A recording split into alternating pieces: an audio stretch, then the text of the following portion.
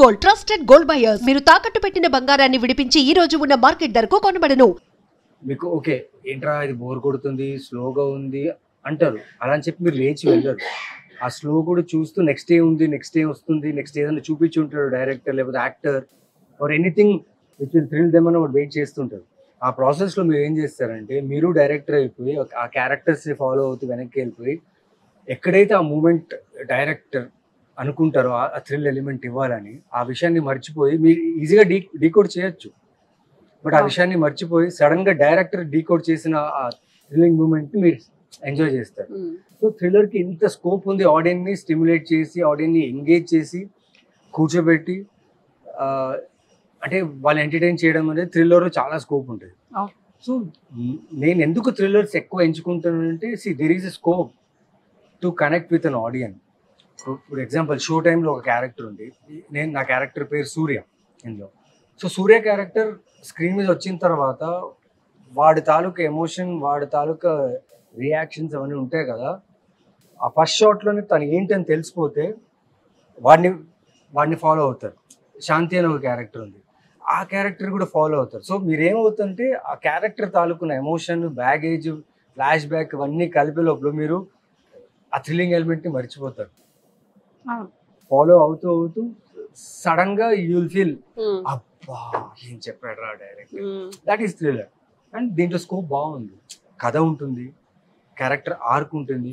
పైగా ఓకే ఫేస్కి లేకపోతే దీనికి మనం మెయిన్ లీడ్గా నన్ను హీరో అంటారు, కానీ ఇలాంటి థ్రిల్లర్స్లో మీకు క్యారెక్టర్స్ ఎక్కువ ఉంటాయి. నేను ఎప్పుడు నమ్మేది ఏంటంటే ఒక కథ పూర్తిగా అందరికి అర్థం అవ్వాలంటే పాత్రలు ఎక్కువ ఉండాలి. ఒక పాత్రని అన్ని చేస్తుంది అనుకోండి ఈజీగా ప్రిడిక్టబుల్ అయిపోతుంది. అంత గ్లోరిఫై చేసిన జనాలకి వన్ టైం వాచ్ బాగుంది. బట్ చుట్టూ క్యారెక్టర్స్ ఎక్కువ ఉంటే కథ ముందుకు వెళ్తుంది. అప్పుడే ఆ కథకి క్లోజర్ దొరుకుతుంది. సో ఐ ఫీల్ థ్రిల్లర్స్లో ఎక్కువ పాత్రలు ఎక్కువ ఉంటాయి, క్యారెక్టర్స్ ఎక్కువ ఉంటాయి. నాతో పాటు నాతో కలిసి చేసే యాక్టర్స్ కూడా అంతే టఫ్ గా పర్ఫామ్ చేస్తారు. Because the story should scope ఉంటుంది.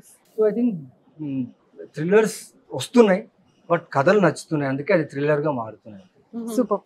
నాకు ఇంకొక డౌట్ ఏంటంటే సార్, అంటే ఒక ఫిలిమ్స్లో అంటే చాలా మంచి మంచి ఫిలిమ్స్ ఉన్నాయి, ఇంకా మంచి ఫిలిమ్స్ ఉన్నాయి. అంటే ఒక అందాల రాక్షసి కానీ, ఒక అరవింద్ సమేత కానీ, మంత్ ఆఫ్ మధు కానీ, అంటే ఎలా ఉంటాయో అలాంటి ఫిలిమ్స్లో చాలా చాలా వరకు ఉన్నాయి. కానీ ఎందుకని రిలీజ్కి వచ్చేసేటప్పటికి తక్కువ థియేటర్స్కి రిలీజ్ ఇవ్వడం, లేకపోతే న్యూ డైరెక్టర్ అని చెప్పేసి ఆ ఫిలిం అంత ప్రమోటింగ్ కాకపోవడం.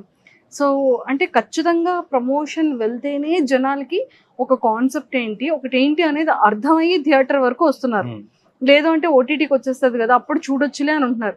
ఆ ఓటీటీకి వచ్చేటప్పటికి సూపర్ సూపర్ హిట్ అయిపోతుంది. అది థియేటర్ దగ్గరకు వచ్చేసేటప్పటికి చాలా తక్కువ థియేటర్స్ రిలీజ్ చేయడము. అంటే అది ఎక్కడ ప్రాబ్లం వస్తుంది? యాజ్ ఎ యాక్టర్గా అరే నా ఫిలిం ఇంత బ్యూటిఫుల్ వచ్చింది, స్టోరీ ఇంత స్టఫ్ ఉంది, ఇంత సస్పెన్స్ ఉన్నాయి కదా. యాజ్ ఏ నవీన్ చంద్ర గారు అంటే అందాల రాక్షసి నుంచి అన్నీ గుర్తొస్తాయి ఆడియన్కి.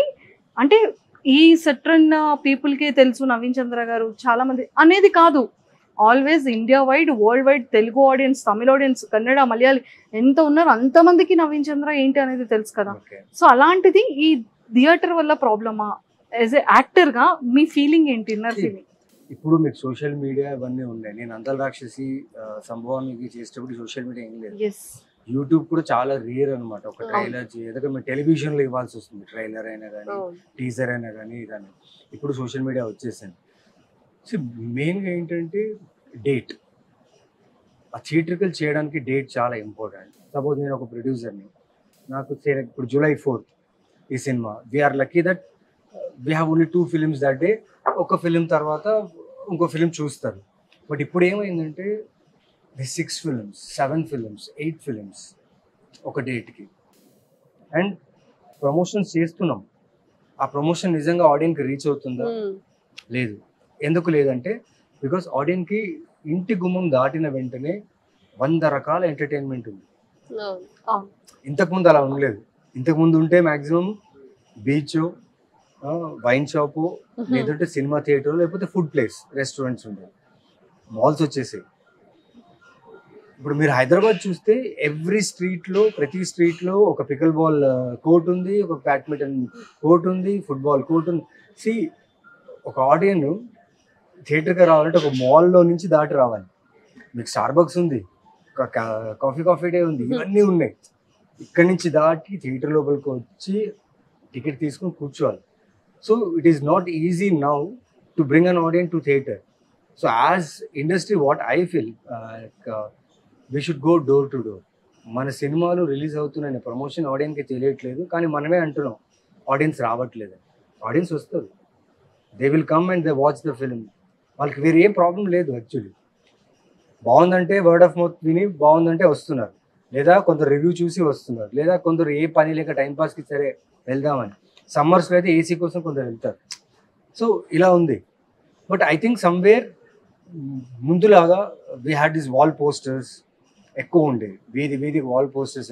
ఇప్పుడు వాల్ పోస్టర్స్ అనేది బ్యాన్ చేస్తారు. Government is not allowing to stick wall papers. The only means is social media.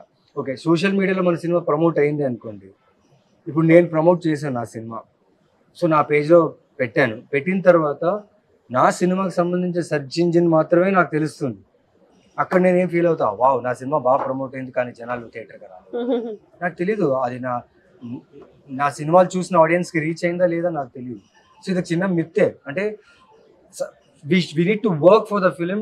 I think ఆడియన్స్కి తెలియాలంటే ఆడియన్స్ ఎక్కడున్నారు అక్కడ వెళ్ళి మేము చెప్పాలి, మా సినిమా రిలీజ్ అయింది రండి, we are doing this same, come and watch my film.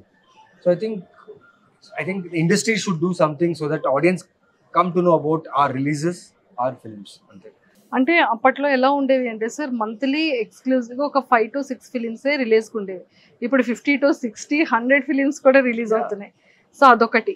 And నిజంగా మీరు చెప్పేటట్టు ప్రతి ఏరియాలో, స్కూల్స్ దగ్గర, కాలేజెస్, హాస్పిటల్స్, బస్ స్టాప్స్, ప్రతి గల్లీలో, ప్రతి వీధిలో కూడా వాల్ పేపర్స్ అంటించేవాళ్ళు. అంటే ఎంత ప్రమోటింగ్ ఉన్నా, ఎంత డిజిటల్ మీడియా ఉన్నా, ఒక యాక్టర్కి తన వాల్ మీద ఆ పోస్టర్ అనేది ఒక డిఫరెంట్ కిక్ ఉంటుంది. యాక్టర్ పవర్ అని ఒకటి ఉంటుంది. ఒక యాక్టర్కి సర్టన్ ఆడియన్స్ని పుల్ చేసే ఒక పవర్ ఉంది. అందుకే వాళ్ళని స్టార్ అంటారు, హీరో అంటారు, యాక్టర్స్ అంటారు. సో ఇప్పుడు సినిమా తీయాలంటే అంత ఈజీ కాదు. తీసేసాం, బయటకు వచ్చింది, ఒపీనియన్స్ చెప్తారు, ఒపీనియన్స్ ఈజ్ యాక్సెప్టెడ్, వెళ్ళొద్దు. ఒక ఆడియన్స్ వచ్చి ఇంకో ఆడియన్స్ చెప్తే బాగాలేదురా వెళ్ళొద్దురా అంటే పర్లేదు. అదే పని కట్టుకుని మీరు ఇది నా ఒపీనియను, నాకు నచ్చలేదు, మీరు వెళ్ళొద్దు అని చెప్పడం రాంగ్. నా ఒపీనియన్కి ఓకే, ఇది నా ఒపీనియన్, మీరు వెళ్ళి ట్రై చేయండి, చూడండి, బాగాలేదంటే మీరు పెట్టండి అలాగని. అంతేగాని మీ ఒపీనియన్ ఇంకొకరి మీద చెప్పి వెళ్ళొద్దు. కొన్ని వర్డ్స్ యూజ్ చేస్తుంటారు చాలామంది. I'm not talking about reviewers అనే కాదు, ఇప్పుడు everyone has a social platform కాబట్టి ప్రతి ఒక్కరు రివ్యూవర్ అయిపోయారు. సో వెళ్ళదని చెప్తే ఏమవుతుందంటే you're killing employment of many technicians in our industry.